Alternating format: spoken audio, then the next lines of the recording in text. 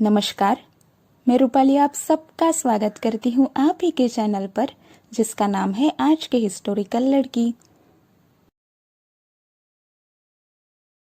हम परा, पश्यंती, मध्यमा और वैखरी वाणी के विषय में जानकारी ले रहे हैं।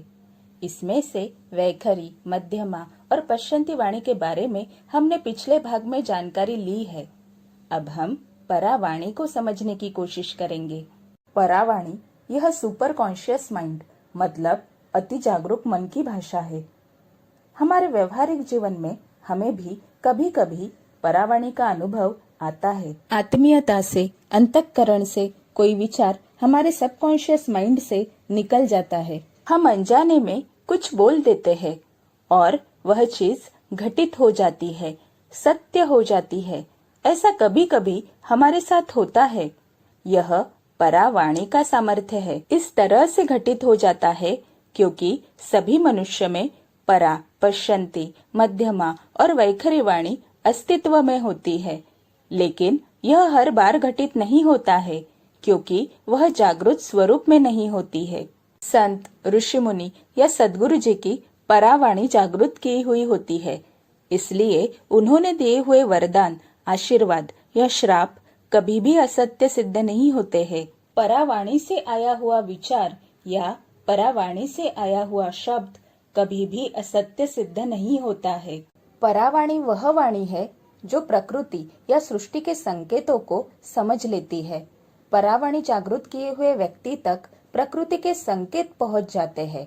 हमने पहले ही स्वप्न, सुषुप्ति, जागृत और तुर्यावस्था दूसरे समास में देखी हुई है। यह परावाणी तुर्यावस्था मतलब समाधि अवस्था में जागृत होती है। तुर्यावस्था को आसान उदाहरण से समझना हो तो इसे ऐसे कलाकार के उदाहरण से समझ सकते हैं जो खुद को भुलाकर अपने ही कला में डूब जाता है। अपने कला के प्रति पैशन या जुनून रखने वाला कलाकार जब कोई कलाकृति बनाता है तब अपनी भूख प्यास भुलाकर उस कला में तल्लीन होकर काम करता है। अपनी कला के लिए भूख प्यास भूलना, अपनी कला में तल्लीन हो जाना, एक रूप हो जाना, कला में डूब जाना या कला के लिए 100% मतलब 100% देना, ऐसे अलग अलग वाक्यों से इस अवस्था का वर्णन किया जा सकता है। कला के साथ एक रूप होने के बाद उसे अपने आसपास का कुछ भी दिखाई नहीं देता है। नृत्य कला में निपुण रही नर्तक जब देहभान भूलकर नृत्य करती है और सामने बैठे हुए दर्शक देख रहे हैं, उसे यह भी भान नहीं रहता है। नृत्य खत्म होने के बाद जब दर्शक ताली बजाकर उसके अद्भुत नृत्य कौशल की सराहना करते हैं, तब वो होश में आती है।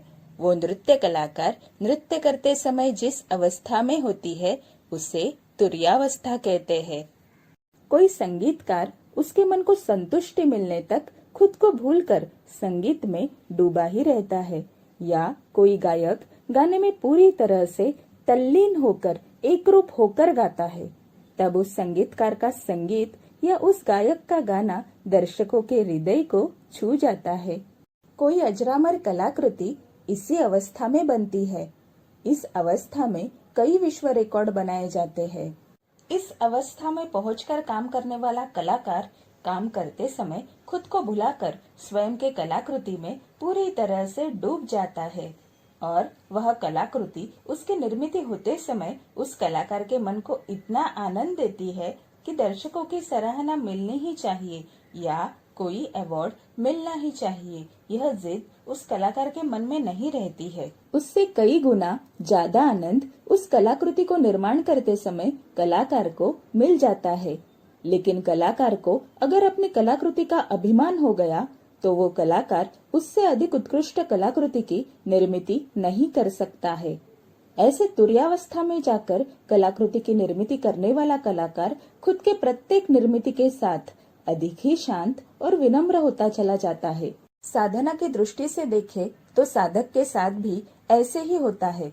साधक अध्यात्म में जैसे जैसे आगे बढ़ते चला जाता है, प्रगति करता है, वह अधिक से अधिक शांत और विनम्र होता चला जाता है। सद्गुरु जी के आदेश के बिना या खुद के ज्ञान से सामने वाले व्यक्ति का भला ही होगा, इस विश्वास के बिना अपना स्वयं का आध्यात्मिक ज्ञान ऐसे साधक कभी भी खुद से बताया नहीं करते हैं, लेकिन अगर किसी साधक को अपने आध्यात्मिक ज्ञान पर अभिमान हो जाता है, तब उसकी प्रगति वहीं रुक जाती है।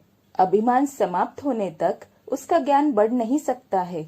साधक जब तुर्यावस्था में देहभान खोकर स्वयं को भूलकर अपने सद्गुरु, इष्टदेव या अपने ही आत्मा के साथ एकरूप हो जाता है, तब उसे जो आनंद मिलता है, जो ज्ञान प्राप्त होता है, जो बोध या अनुभूति होती है, उसी में उसका समाधान हो जाता है।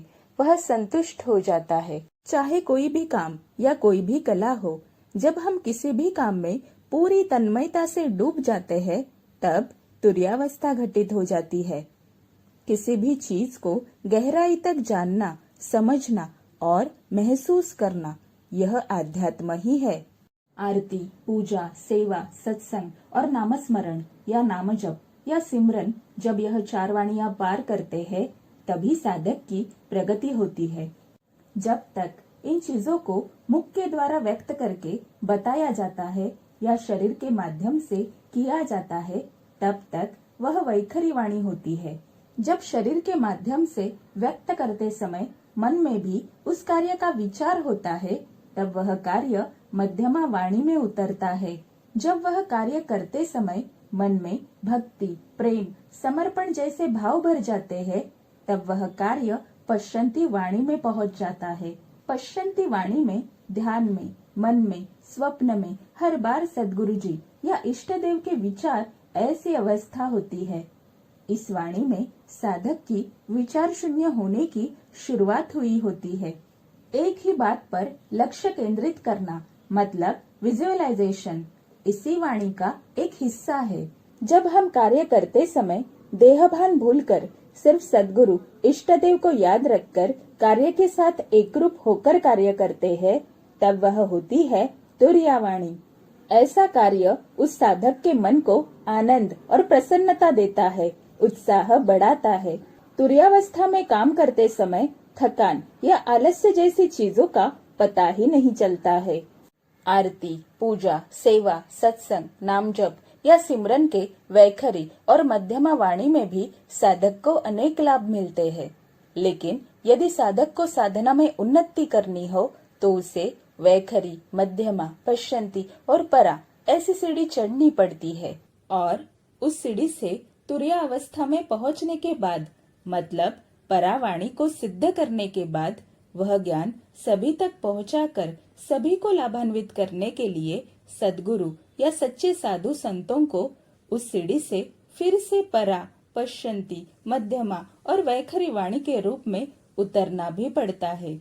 इसलिए यह चारों भी वाणियां महत्वपूर्ण हैं। वेद परावाणी से आए हुए हैं। इस समास में समर्थ रामदास जी ने शारदा माता को वेद माता कहा है।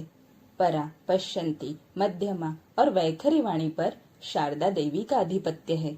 संक्षिप्त में समझना हो तो परा आत्मा की या प्राणों की भाषा है, पश्यंती हृदय की भाषा है, मध्यमा इंद्रियों द्वारा व्यक्त होने वाली भाषा है और वैखरी मुख या कंठ से व्यक्त होने वाली भाषा है। अभी हमने परा, पश्यंती, मध्यमा और वैखरी वाणी समझने की कोशिश की है। पहले के समास में हमने जागृत, स्वप्न, सुषुप्ति और तुर्यावस्था के विषय में जानकारी ली है। साधक ने ध्यान, नामस्मरण अर्थात सिमरन चालू करने के बाद जैसे उसकी साधना में प्रगति होती है, उसी प्रमाण में उसे इन सभी अवस्थाओं का प्रत्यक्ष अनुभव आना शुरू हो जाता है। लेकिन इसके लिए सबसे महत्वपूर्ण है ध्यान और नाम जप चालू करना।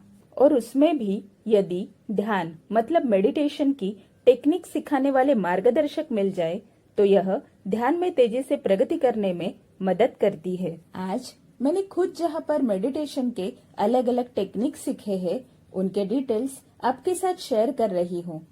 डिस्क्रिप्शन बॉक्स में आपको जूम मीटिंग ज्वाइन करने की लिंक और जानकारी मिलेगी।